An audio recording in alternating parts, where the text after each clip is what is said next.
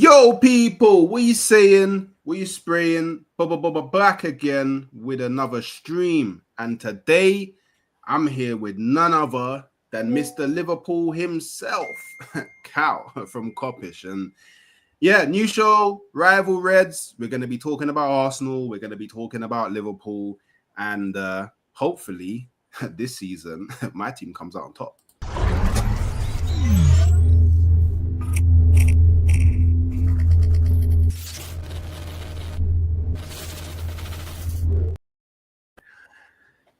Good morning, good afternoon, good evening, wherever you may be in the world. I hope you're good today. I am joined here with my brother man Cal. And before we get into anything, how are you doing?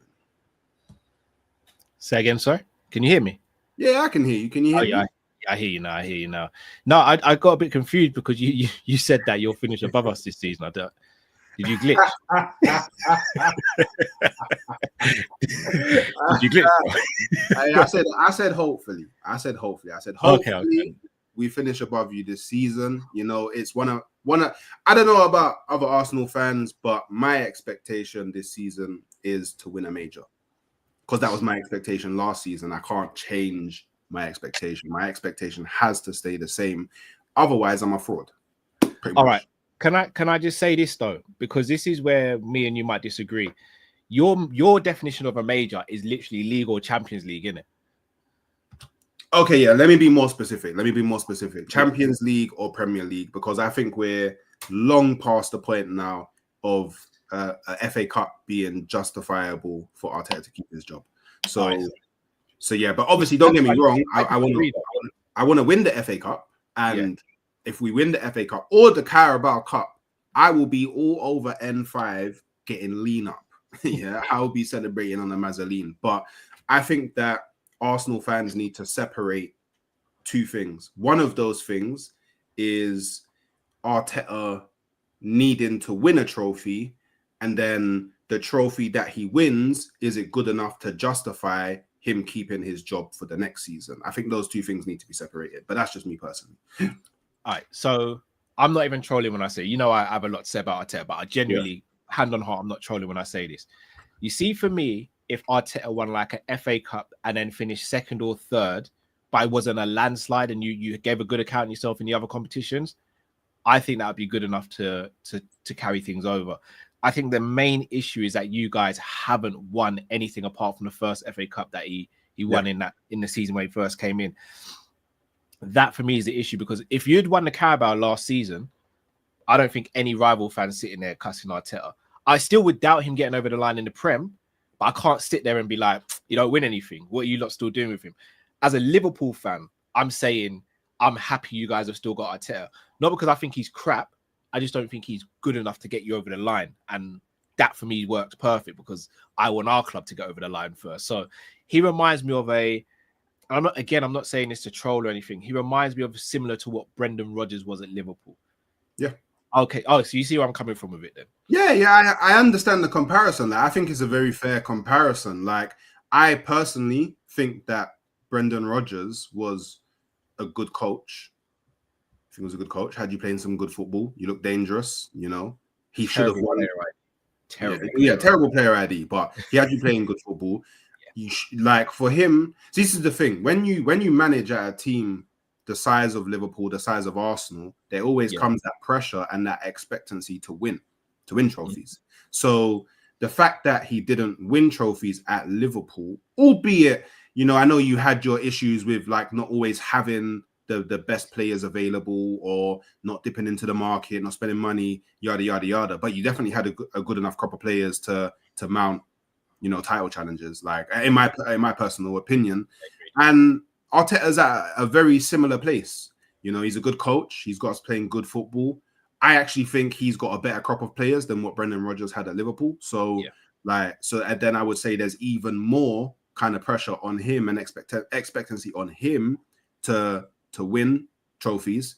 And I'll be real, like, from what I remember, the talk of Brendan Rodgers was nowhere near as hyped up as the talk of Arteta. So Arteta also comes with that hype. Arteta's hyped up by a lot of people, whether that's fans or whether that's people in the media or whether that's people inside the world of football. So I just think that, you know, the comparison is fair. I know there'll be a lot of Arsenal fans that take it as some sort of, I don't know, slight or a dig at Arsenal and Arteta, but I think it's a fair comparison. So yeah, I'm all with you on that one, and it's down to Arteta to prove you wrong, prove me wrong. Well, I mean, Arteta doesn't have to prove any of us wrong, but do you get what I'm saying? So, and Cal has left the building. So while Cal is exiting from the building, I'm just going to say a few things. Make sure you do the admin. Make sure you're liking. Make sure you're subscribing. Big up everyone in the chat. Share it with your peoples. And Cal has returned. No, that's fine, man. Yeah, that's fine. I understand. So, look, obviously, just quickly. Can I ask you a question? Oh, go again. I'm glad we're doing this show, because obviously when we do panel shows, some of it gets into banter and then others get involved in the conversation, all that. What do you think it is from a section of Arsenal fans where he is hyped up so highly? Because again, I can't get my head around the notion that, again, and maybe because I'm an older fan in terms of content creation, in the sense of I've grown up, and the only manager I remember Arsenal having before this crop of managers is Wenger. And we know what Wenger was achieving. We know the football that Wenger was playing. Even when you weren't winning stuff, there were games in the season where you'd watch Arsenal play and just go, bloody hell, like, that's one of the best footballing teams in Europe. What is it about Arteta that's got the fan base so, like, enamored with him? Because I did a shoot with goal.com a couple of weeks ago, and there was a couple 24, 25-year-olds there. So granted, younger than me, so they wouldn't have seen Wenger in his prime.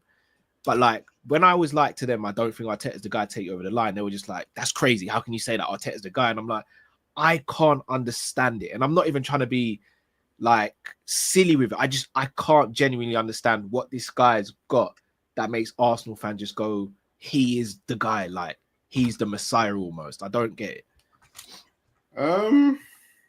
That's a good question.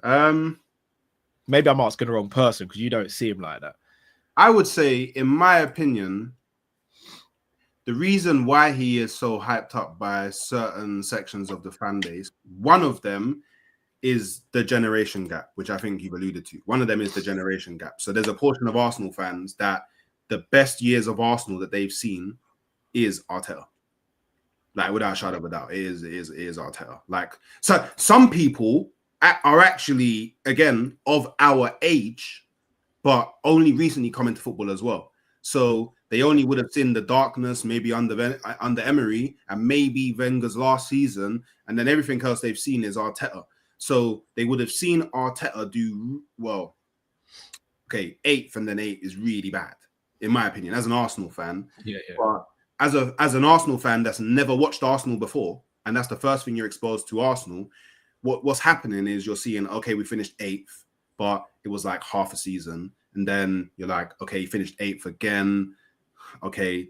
But it's okay because 8th, well, that's like, what, 12 spaces away from relegation? Like, we're closer to the top than we are to the bottom. Yeah. So, and they're just coming into football as we're saying, like, okay, cool, it's not so bad. And then they're like, oh, we're 5th now. Oh, okay, cool. And the next season, like, oh, we're 2nd. Great. We nearly won the league twice in a row. So they're seeing this guy grow and grow, and he's gone again. He grow and improve and improve. And I think it's the improvements that they're seeing that's making them hype him up. I think it is the improvements that they're seeing that's making them hype him up. That's one thing. That's the generation gap. So obviously, generation gap, what also comes with the generation gap is you don't really have something to measure against. So whereas I've seen everything from, like, I basically watched all of Wenger, all of it. I saw everything. So I saw him come into the club, and literally his first 7-8 years was mental. So I became accustomed to a certain thing. Certain fans don't have that. I always implore people, and I'm pretty sure you would agree, go back and watch your team's history. You know, go back and watch the old days of your team. search online, do research, whatever. But I firmly believe, and now I firmly believe this. There's a big difference between experiencing something live and then watching something back. You'll never be able to recreate the feeling that you have watching it live. Yeah. So I do think that kind of holds people back sometimes. And then you obviously have a section of fans as well that are international fans. So, and obviously I love international fans, you know, I'm just to show, got my passport, American as well. You know what I'm saying? I love international fans, you know. Yeah. Without international fans, none of our clubs will be as rich or big as they are. But we can't ignore the fact that it wasn't so easy for them to watch football for a very, very long time. I would say only up until recently, it's become easier for them to watch football. And then even on that, they need to make mad sacrifices to watch football. Like we're watching at 2, 3, 4 a.m. in the morning. I was gonna say it's slightly different because obviously you were in America recently, innit? But the season wasn't on. Bro, me and my missus, when we got married, we went to Hawaii for our honeymoon, and it was just as the season had started. Bro, I think we were out there for maybe 2 or 3 Liverpool games. Bro, I couldn't believe brother, I was in a state. I was having to set my alarm at like 6 in the morning to watch Liverpool play. And I'm thinking I only had to do that 2-3 times. Imagine having to do that every single game. Like I'm like you. The reason why I have such an admiration for international fans is because of that. Because without them, we're not a global club. Like literally, we're not a global club. Yeah, we're just a local team. But, so that's part of it. You know what I mean? That is part of it. And then, like, look, do you know what? It's difficult in it because, all right, I think people view football differently. Yeah, I just think that they do. There's some people that go, if you don't win me a trophy, it's complete failure. Yeah, there's people that look more into the nuance of what happened within a season. Like there's people like me who, no matter what, every season I go into it believing in my club and supporting my club and being positive and thinking that we can go and do things. And then when I'm watching games, I get affected and all of that by the emotions and what's going on in the game. And if I win, I'm celebrating. Like I don't only reserve celebration for when I win a trophy. Like if my team's winning, or even to the real low level of like, if I see, for example, the Bergkamp goal against Newcastle. Yo, I went mental. I went mad. Like I was young. I went mad. Yeah, it was like, because there's moments in football that grip you, and I don't believe that anyone supports a team because their team wins, if that makes sense. Like, I think there's other reasons why I didn't become an Arsenal fan because I watched them win bare trophies and I went, oh, you know what? This is the most successful team. So yeah, I'm gonna support. That's not why I supported Arsenal. And I think as time's gone on and you become older, your kind of perception on football changes quite a bit. And I think for people like us as well, who we have to go on all these different shows and we're absorbing all these different opinions. Yeah. I think sometimes we kind of lose a bit of that why we started watching football. Like, I feel like we get way too consumed by the trolling and the battles. And I was trying to explain this. I think I was talking to D and George on a stream. Yeah. And I was like, yeah, big them up. Big up Fams on TV, Do Rad Diaries, all of that. Also, like and subscribe, people. The Copish is in the title. You know what to do. So, wow, where was my brain going? Sometimes, like, that's my eyes. While you're tracking back, can I ask you a question? I don't want to take you off your topics and stuff. Has doing content changed the way you consume football now? So we're along the same lines. So okay, cool. It's like when I first came into this YouTube thing, it just felt like everybody just wanted to war me. Like, it just felt like I was going to talk football, But it just seemed like everybody wanted to battle and everybody wanted to talk bad about you weren't fully innocent either, bro. Like you were on smoke as well. Don't do that. I'm that guy, bro. And if you warn me, I will war you back. Like you're not gonna warn me, and I'm gonna hide in the trenches and you get me. I'm gonna come back. And I do think that doing content has made me consume football differently. And the reason why I say that is because when I wasn't doing content, I could forget about things. Do you know what I mean? I didn't have to pay attention to them. So if Arsenal lost the game, like, don't get me wrong, I'd be upset, I'd be annoyed, all of that. But I could, back of the mind. But now, I know the moment that Arsenal lose, I already know, cool, I'm going on this stream. I'm going to have to talk about it. I have to talk about my own channel. And then there's like 4 random guys that don't talk to me, but all of a sudden, Hooks, are you available to jump on a stream? And now I'm talking to everybody about Arsenal.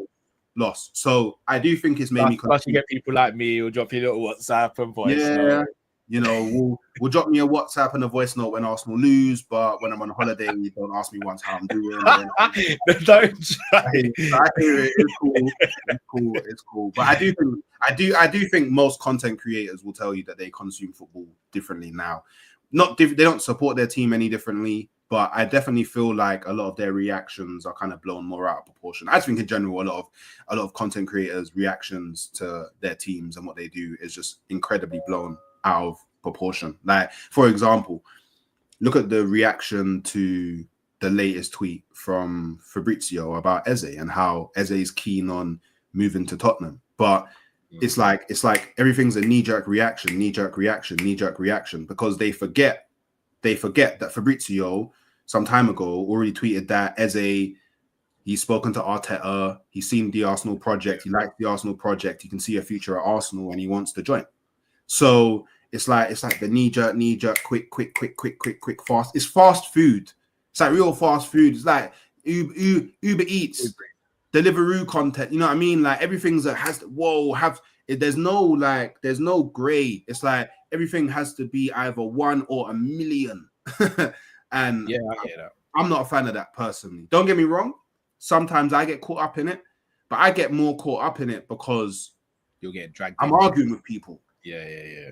Like people don't say certain things, I don't get triggered. There's certain things that people will say and like it's with everyone. They say certain. Okay. You wanted a reaction out of me. You're getting it now. Yeah. You know what I mean? So that's kind of where I'm at with the whole thing. You know. Yeah, I mean, I hope that it answered your question. No, I'm pretty much like you. I mean, obviously I've been doing this longer than you have, even though you've been brilliant in the time you've been doing it. But yeah, it's like I think the things I miss from not just switching on the TV and watching football is like obviously I've now got kids. When I first started YouTube, I didn't have any kids. I'd love to sit down and just watch football with the kids sometimes, isn't it? Just the two boys and the little one. Obviously, I can't really do that at the moment. But even just like being able to just chill and watch a game, like it's weird because obviously you do watch alongs as well. Sometimes like you have to keep an eye on the chat and make sure you engage in there. So sometimes you might miss little things that happen on the screen.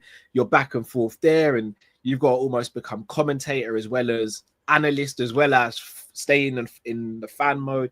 So that's where it's tricky. But obviously, I'm not going to complain about doing this. I love doing content creation, but there are certain things I do miss about it. I'm not going to lie. Yeah. But, I'll be honest. I'm terrible. You probably seen I'm terrible when it comes to the Twitter stuff. I don't really engage because when I first got into it, I was getting into arguments. And I'm just like, no, it's just going to go down a path where I don't want it to go down. And like, we're a bit old school, innit? Like, we're not going to say stuff online that we wouldn't say to someone face to face because we know the consequences. But some of the things people have said to me, and I'm just like, raw, like, I'm not even like, you've seen me, like, I'm not even the biggest of guys or anything. I'm no bad man or anything like that. You would never say that to someone's face because you don't know the ramifications of what's coming next. You know what I mean? And it's just like some people get way too comfortable. Even streams sometimes, I'm like, people get really comfortable, and I'm like, you gotta be careful. You don't know what someone's like behind the scenes. So for me, it's all about respect, and sometimes, unfortunately, you don't get that in the line of work we do, unfortunately, which is a shame.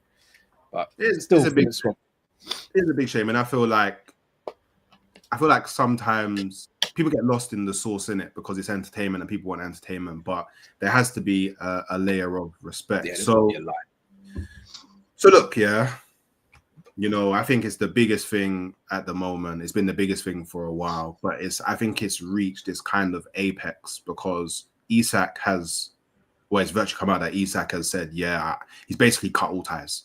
He's like, yeah, bun you, Newcastle, don't want to play for you. I want to move. Ruddy. I was on a stream with Mons earlier as well, and Mons told, I wasn't aware of this, that apparently 2 weeks before the season ended, he made it apparent to Newcastle that he wants to leave. So, and apparently a year before that, he was like, yeah, this is going to be my final year at Newcastle. So a lot of the discourse has been big bad Liverpool coming along to stamp on small bug, you know, woe is me, Newcastle. But actually, it's now seeming like Newcastle didn't prepare enough or correctly for the potential exit of Isak. So I guess, where are you now at with this whole Isak shenanigans? Are you still confident that he will be a Liverpool player? Have you lost any faith along the way? Like, where are you kind of at with Isak? No, I've always maintained I think we signed Isak after we played the game against Newcastle. I've always said that. I think Newcastle, what they're doing at the moment is damage control, and they are painting Isak to be the bad person because it saves face for the club. What I think Newcastle have done wrong from the beginning is they've just not, as you said, prepared in any way, shape, or form for this. At the beginning of the window, it was Isak's not for sale under any circumstances, and there is no amount of money that can get the player. Then it was maybe 150 does it. Then it was maybe 130 does it. Maybe 135. They kept on changing their stances. Then the whole Ekitike thing happened. That to me was the signaling that Liverpool have been speaking with Isak, and Isak's had his head turned. I think Newcastle, what they were trying to do with Ekitike was almost prove to Isak that we are going to behave like a big club. We are going to bring in some fresh faces, some reinforcements to give us a better chance of climbing up the table and potentially winning another trophy, which will hopefully keep you here. I think that fell flat. I think they almost tried to play Liverpool, and it didn't work out in their favour. I think at this point, Newcastle and Isak, the relationship is just gone. It's withered away, and I just think it's a case now where both clubs need to come to an agreement, and then the player for me has already decided. I think all the personal terms would have been sorted out with the agent. I think it'll just be a case of the two clubs coming together. I think Newcastle want to get their replacements in the door and guaranteed, because we've seen this summer that they've tried to sign so many players and it's just fallen flat. But I'm still confident. I'm more confident we get Isak than I am we get maybe Gahey or Leone or a wide forward. I am very confident we get Isak. And shout out to Dean from FamZone, because when we signed Wirtz, we all was on a stream together, and I did say on that stream, the Wirtz one made me believe we'd get Isak. I just thought there's something in it and another thing as well, we all know we needed a striker, and then with the unfortunate passing of Jota, it was there was no anything to suggest that we couldn't get a striker now. And the fact that we didn't move to Gyokeres, we didn't move for Osimhen, we didn't move for any other striker apart from Ekitike and Isak, just let me know we weren't going all in for Isak unless we were going to get him.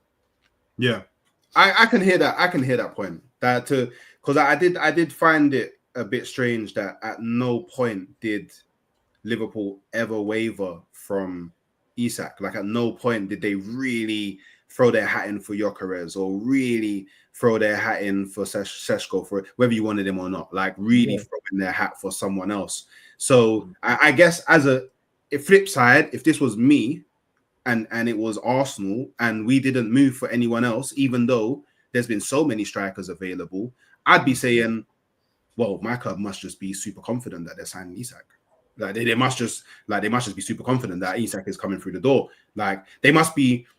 I would assume that Liverpool probably know. Well, it was the case for Arsenal because it was either Seshko or Gyokeres. We all knew. Everyone knew it was Seshko or Gyokeres. Yeah, 100%. Oh, well, yeah, kind of similar, but I assume Liverpool already know financially what it will take for Newcastle to say yes. Yeah. I just think that, like with any club, they don't want to do it on Newcastle's terms, and they will try and make it as low as they can. Yeah. Do you know what I mean? Because let's just say, for example, 150 million all out gets you Isak. Liverpool will be like, well, I mean, if we can save 10 million, why wouldn't we? Let's try it. Yeah. You know what I mean? Like, I just think that's business at the end of the day. So, all right, cool. So you're still fairly confident. Truth be told, I'm still fairly confident that he goes. I think 135 all in gets him. 135 all in. And I'm assuming maybe 120, 110, 120 up front, and then the rest in add-ons, I believe. Yeah, and I'm guessing you're confident that your team will go out and just pay that, cool. Whatever. Yeah, man. You got it. You got the black card this year. Yeah, you got the black card. I hear. I'll check the balance next year, bro. I check the balance next year. We deal with that balance next year. So, all right. So I think that obviously Isak is that's game-changing signing. Like that, if you haven't already changed the game, signing Florian Wirtz. Like, to add Isak on top of Florian Wirtz, ignore anything else that you do in the window. Just those two, because usually a team goes out and makes a marquee signing. I would say that you've got to make two if you go and bring in Isak. Now, I imagine you're going to get asked this question again and again and again and again, but it'd be nice to know, your thoughts, all trolling aside, all banter aside, signing those two players, is there any excuse for you not to retain the Premier League? Yes, but I wouldn't want to make those excuses. Obviously, and again, I say that because there's always unforeseen circumstances, right? We could bring in Florian Wirtz and Isak, and touch wood, God forbid, they could both get I don't want to say career. They could get season-ending injuries within the first month. Yeah. That would change things, isn't it? Because then we don't have the players available. But if the players are available, then if we don't win the league, for me, we've dropped the ball or someone has performed so amazingly well that you have to hold your hands up. But either way, we shouldn't be signing Wirtz, who is considered to be one of the best and most creative players in the world, signing Isak, who's considered to be one of the best strikers in the world. Already have Salah, already have Virgil, have Alisson. All right, we've lost Trent, but we brought in Frimpong, who's a very good replacement. Kirk is an upgrade on Robbo. We're still keeping Konate. Grab Max or Bosley still there. Gakpo's still there. I can't sit here and do the whole underdog thing. I know a lot of Liverpool fans like to do that. We're the underdogs. No, if we're sitting here as Liverpool fans and we're calling ourselves underdogs after we've just bought Wirtz and Isak, then we ain't doing things right. We're not underdogs now, and we haven't been underdogs for a while. So me personally, I'd rather embrace the pressure, embrace the expectation, because if we sign these quality of players and we've been told these players are creme de la creme, then we can't then now turn around and go, well, City and Arsenal, they might do it and we got to hope they slip up. No, we need to be about our business. We need to go out there, do what we do. And you know what I'm saying? I'm on that. Yeah. I know what you're saying. I'm there with you as well. There's four horsemen. Yeah, Four Horsemen. I hear it. Thank you for giving me a beautiful clip on YouTube. I appreciate it. I should have known. Do you know what? I'm looking at you at the moment, and I'm thinking, you don't want to go sick with that hat. It's a retro thing still. Yeah, you're funny. You're funny. So, but obviously you're white. You're henching it. So my stuff ain't gonna fit you, bro. I got to connect in it. So when you want that Adidas Liverpool drip, I got you, bro. You won't even have to ask twice. You won't even have to ask twice. You are a very funny individual. So look, first game of the season, Bournemouth at Anfield. Is it? I don't think it's too early to say. What's your thoughts on the game? How are you feeling going into this game? I actually think a game like this is a very good game to start the season. I know a lot of people say, I'd love a relegation. I'd love a team who's just come up or a relegation threatened team to be the first game at Anfield. The reason why I like a game like Bournemouth is because they're no mugs. I still expect a win, but they're no mugs in it. So we're going to have to work for the victory. And I think getting that ethos into the team from early doors, I think will be good for us. And look, I expect to concede in the game. I expect it to be a close game. I expect us to win, but I expect it to be a close game. But for me, that game should give the players a kick up the backside that, yeah, we've signed these players and yeah, we're doing this and we've just won the league, but we're the hunted now. We're not hunting anymore. We're the hunted. So we've got to make sure we turn up every single game on point. We're not going to win every game, but you make sure you turn up and you give yourself the best chance of winning. And then if you don't win, then no one can turn around and be like, well, you dropped the ball here, or you weren't prepared, or you were nonchalant. Go out there, attack every single game like you mean it, and show why we won the league last season, why we want to win it again this season. Yeah, I think starting off at Anfield is is perfect.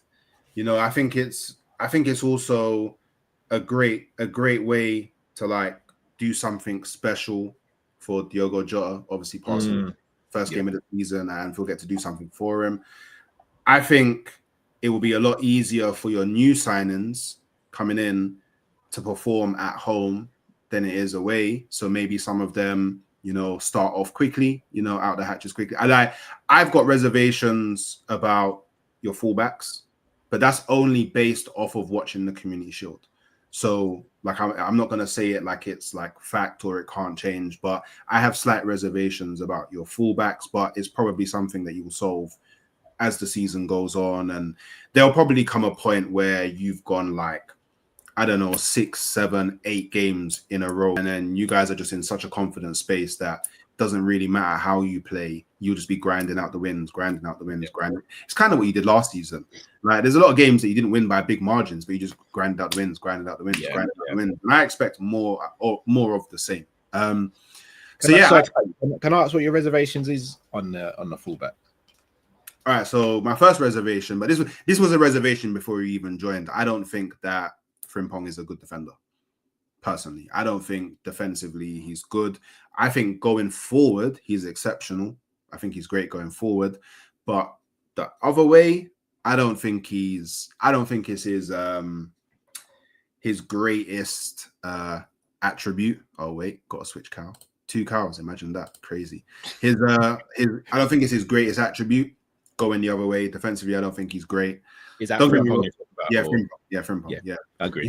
He's not the worst, but I don't think he's of the level of Liverpool. Like, I feel like he's worse at defending than Trent, and I think that says a lot, personally, in my opinion. I agree. However, what's the difference between them two, in my opinion, is Frimpong will try a lot harder than Trent. Yeah, and I think that was a frustration for Liverpool fans. It wasn't that Trent was getting beaten by players, because that happens to all fullbacks. It's the fact of he just didn't care that he was getting beaten by players and he'd leave for someone else. Frimpong will chase back and will try and win the ball back. But I agree, he's got a lot to improve defensively. Yeah, like, I think the one thing that I will say is I still think 1v1 there's problems, but I can't see you being overloaded because he's so quick and will track back. So when people do break on transition, he's virtually there. Just on him as well, and this is just my take before I go on to the other kind of small kind of negative thing I see about your fullbacks is it's going to take a bit of a bit of time for Salah to adjust to Frimpong, because Frimpong is he's chaos. Like, it just seems like he's busy all the time and he's taking up areas that I'm pretty sure Salah himself would want to be in, and Salah himself is probably not used to someone being there because he's always played with Trent, who inverts, like rarely overlaps. So now Salah has to get used to, okay, I'm not the guy that goes out wide. You know, I'm now the guy that I can go wide, but more often than not, I'm going to be playing in central areas. And I know he does like to cut in a lot onto his left foot, but I mean, like, just playing in central areas. Like, he's going to have to get used to that because of Frimpong. He's so busy. He's taking up areas that Salah would most likely be in. And I can see that causing problems in certain games. Also, Salah's not really known for tracking back. So it's with Frimpong bombing up so high, there's going to be a massive gaping hole in that area, which brings me on to the other side. Yeah. I don't know if you've noticed this, but I've noticed it, yeah. Gyokeres leaves the Grand Canyon behind him. Like, there's so much space behind Gyokeres because he's always bombing forward. This is the thing. don't get me wrong, I know Robertson bombs forward, but it just always felt like the balance was, okay, we're sacrificing Trent a bit defensively because we know Robertson is so good defensively. Now it just seems like you got two guys, YOLO, just want to be in the final third all the time. And I'm thinking that's a bit dangerous to do with, a Van Dijk and a Canard. It's just a bit dangerous to do. So I don't know. I'm seeing areas where, and I'm not even saying Arsenal will. Oh, wait.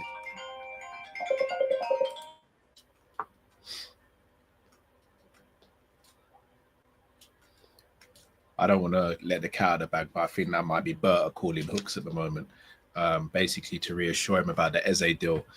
I still think Eze goes to Arsenal, but I don't want to put hooks on blast, but he's got connections to Berta and them, man. So I think Berta's on the phone to him now, just trying to explain the project to him. As you guys know, I've been trying to get Hooks to become a Liverpool fan for a while, and I don't know about you guys. I just think Liverpool suits Hooks. Hooks doesn't deserve to be on the receiving end of no trophies. So if you guys can help me in the chat. Oh, sorry, you're back.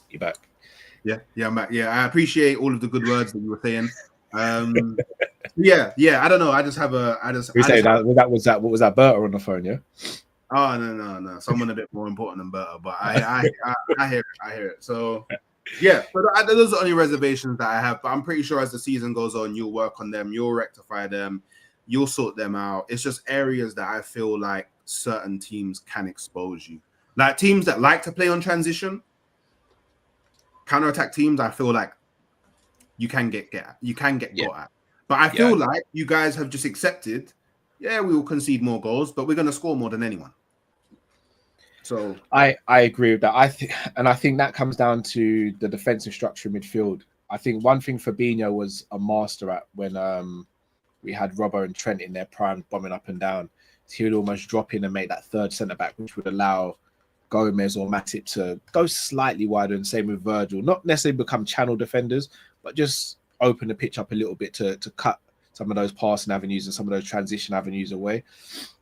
It's going to be very interesting to see if Gravenberch does that this season. Because Gravenberch was excellent for 3/4 of the season last season, but he never really had to do that role. Plus, Szoboszlai now hopefully will take some of the load off Gravenberch and McAllister as well.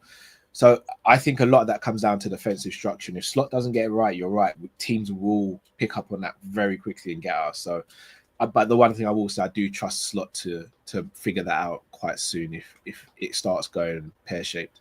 Yeah, so do I, because he is a tactician. That's one thing that I have to give you. He's a tactician. So that's why it's like it's something that I know. And again, I only noticed this through watching the Community Shield. So it may have just been in that game. It may be rustiness. I don't know. It may be lack of match awareness because it's the first kind of competitive game they played. I think also Glasner has to get credit as well. I think Glasner's a very good manager. Very, very good. Very good. So I think Glasner has to get credit as well because he put up a game plan that locked Salah up. I'm talking like Mitchell and Gahey. They said, "Look, you ain't doing nothing today," and it was done. So Glasner has to get credit as well as the players for executing the game plan as well. No, most definitely, and I'll be real. Like if a certain somebody has to leave, I would take Glasner. He's definitely someone that I would look and be like, I would bring Glasner in if a certain somebody has to leave. But hey, pretty sure that's a conversation for another day. So you got Glasner, bro. I'd be sitting there thinking, you'd be worried. Yeah, I would. You'd be very worried. So obviously, two of your rivals are playing. And I must admit, I think it's crazy that I have to play them on the first game of the season at their ground. I think that's crazy to me. But you know what it is, the no rest for the wicked.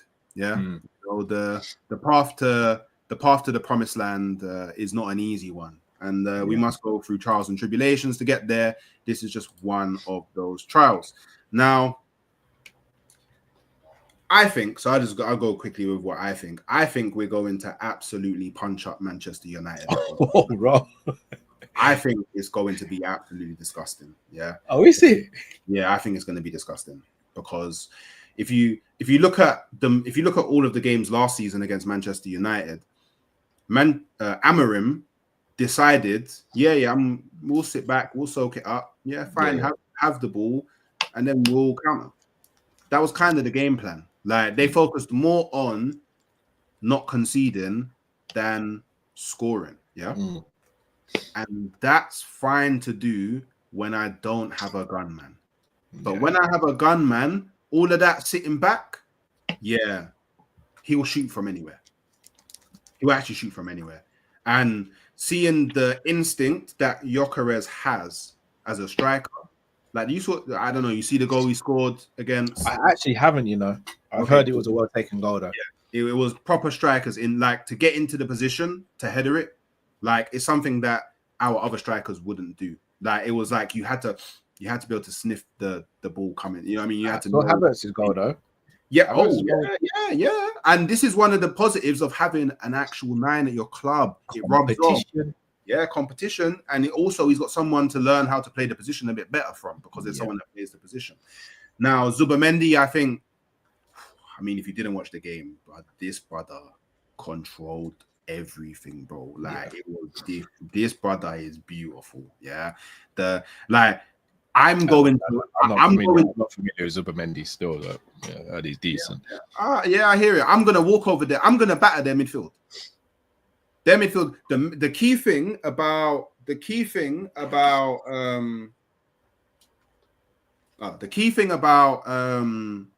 Zubimendi, is he's going to allow Rice, to focus on more of the things that he's naturally better at. Yeah, he doesn't need to be bombing up and down anymore. He still will because we can tell from last season he likes to get involved in the final third, so he'll still be doing that. But there's not the over reliance on him to he's all the way up in the opponent's box. I've got a bomb all the way back. There's not that over reliance anymore because Zubimendi is more mobile. Do you know what I mean? So I just can't see how Manchester United beat us. I can see a world where potentially they keep us out and it's a 0-0 because obviously every game at Old Trafford is hard, like regardless of who you are. You know what I mean? But I honestly think we're definitely more prepared than them going into this game.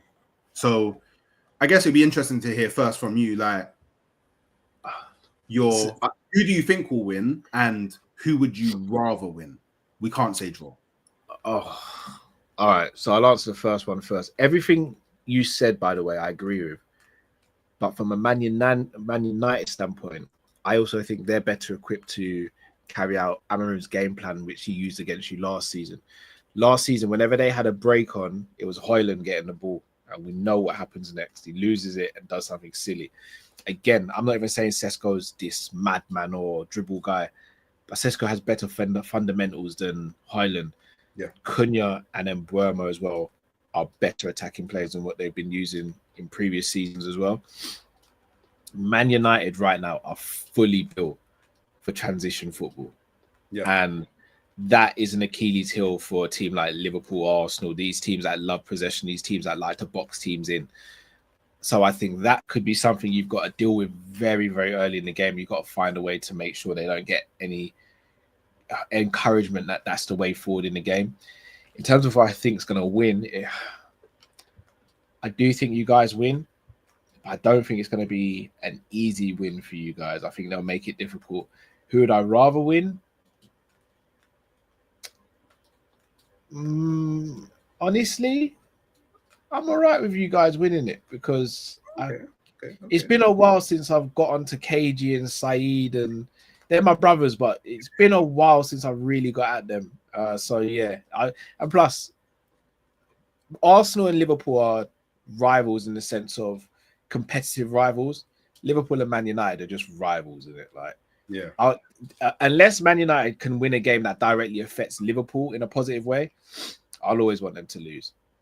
Okay. So sort of like me with Tottenham. Yeah, here's the thing.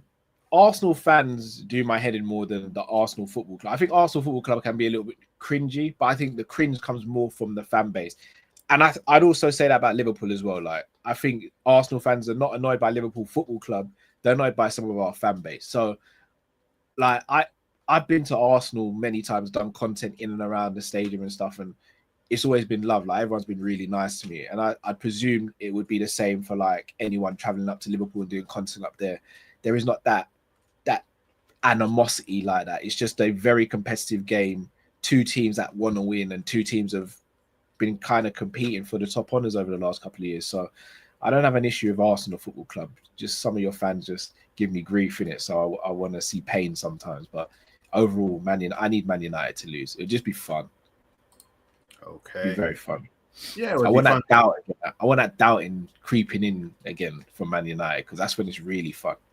Yeah, all right. When Man United are suffering, it's no better feeling. Them Saeed TV uploads. It's incredible. It's beautiful. It is incredible. It is so beautiful. It is so beautiful. All right, so to bring to a close, let's just have a quick fire snapshot. Say that as it stands right now, top 4, Europa League, Conference League, and teams that will be relegated.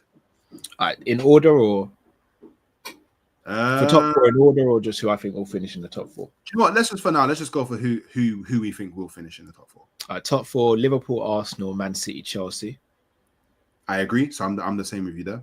Europa's going to be Champions League's 5th spot as well, isn't it? So 5th spot. Will it be again? Yeah, it will be. Yeah, 5th spot. If Man United get belayed by the new goalkeeper, Man United. If not, I'm probably still going to go for Newcastle, even if they lose Isak, because Eddie Howe's a good manager. So my 5th spot is Tottenham. Wow. That hurt you. I can see that hurt. Yeah, it did. But my 5th spot. Fair enough. I've got Tottenham 6th and Newcastle 7th. So that'll be Europa. Wait, Europa's 6th and 7th, right?